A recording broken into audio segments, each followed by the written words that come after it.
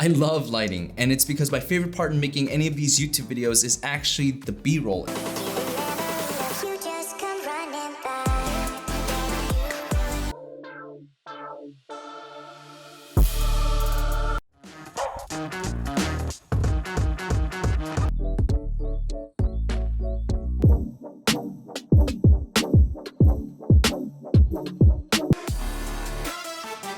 Oh crap, that's too big.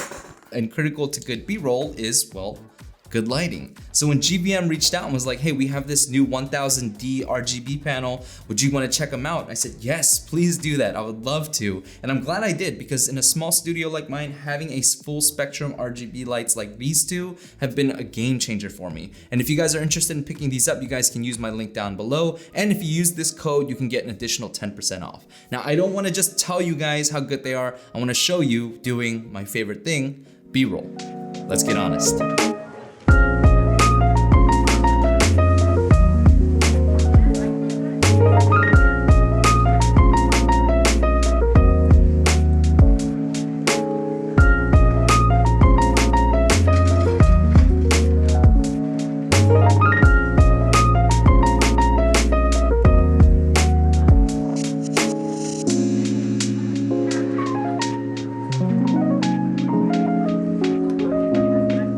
So quick plug, I have another channel called The Blind Guys that I do with a few friends, and the premise there is that we test all things totally blind to remove all kinds of bias. No brand bias, no price bias, no aesthetic bias. And we recently did a video where we tested out 7 different chairs in the $300 to $700 price range, which you guys can check out here. It's hilarious. I'm super proud of that video. I hope you guys will check that out and get subscribed there. All right, back to this. These lights can do a ton, but there are 3 main reasons why I love them, and the first is because they are full spectrum RGB. What that means is it can do 3200 Kelvin, which is like a yellow white, all the way up to 5600 Kelvin bright white with the color accuracy of CRI 97. And the reason why that is important is because not all of my B-roll is meant to be artsy fartsy. Sometimes I do B-roll to show you guys like, hey, this is what the product actually looks like. But at the same time, with just a couple clicks and switches, I can turn it to full RGB and get that fancy schmancy, artsy fartsy B-roll that looks so cool. And it's really important for me because I don't have a big space. And so I can do that without moving anything around. So that's the first reason why I love them.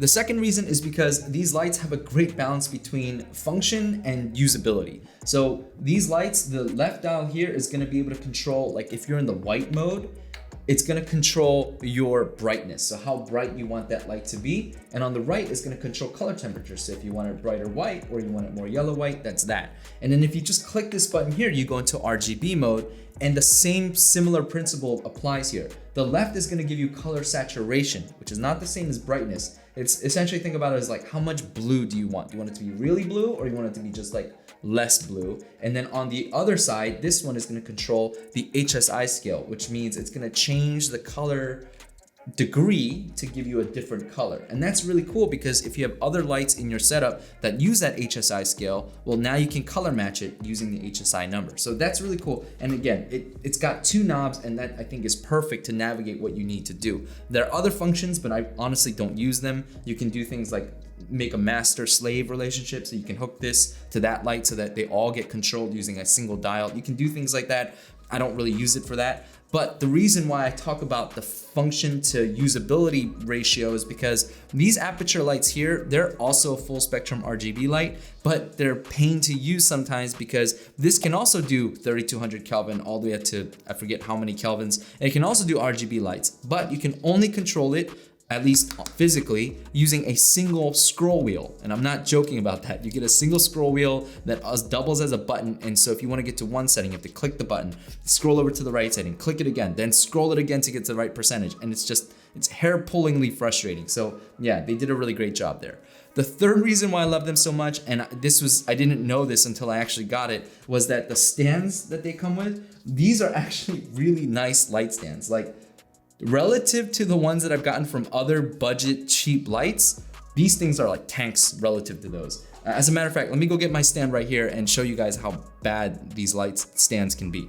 This is one of the light stands that I picked up, and I don't know if it shows up well on the camera, but it's super duper like curved, and it just These things are so cheap. And you might think like, well, you were never supposed to use it like this. I didn't. I used it one time in a really high elevated position. And after I put it down, look at this. It can't even come down because it's so bent that I can't, it's like really hard for me to get it to go back into its position. There are a couple things you should know. And the first is that this by no means is a soft light. Even though you have a diffusion panel here and it diffuses light just a bit, if you decide to use this for B-roll or even as a primary light on your face, it's gonna cast shadows because again, the light is a little bit harsher. So if you wanna avoid that, you should buy the package that comes with diffusion panels, or you should go to your local, craft store and buy like a really cheap sheet, like a see-through sheet that will make that light softer, make those shadows much more subtle.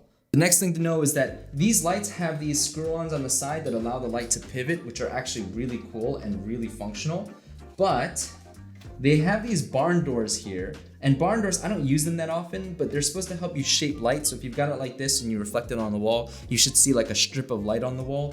These barn doors aren't great. Light bleeds everywhere and it's just not great for that. So keep that in mind. The next thing that's not great about them is that even though they claim to have 760 some LEDs, they're divided between 300 something is reserved for the more yellow lights, 300 is reserved for the brighter white lights, and then about 200 is reserved for the RGB lights. And what that means is that if you have it on low saturation, right?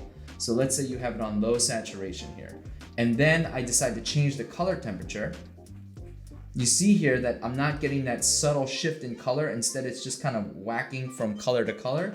But as soon as I increase the saturation, you're gonna see much more subtle changes in color here. The last thing to know is that if you plan on having these lights high up where it's hard to get to the dials, these lights do have an app, but on the Google Play Store, it has abysmal ratings. Now, I haven't tried the app out just yet because I don't use them that way. I just use them with the finger dial and I like that control, but I thought you guys should know. That's gonna do it for this one. If you guys wanna pick these lights up, again, my link and my code are down below. And if you guys like what you've seen here, if you guys like the B-roll here, make sure you guys get subscribed and hit that notification bell for more content. Until next time, guys, stay safe. And as always, stay honest.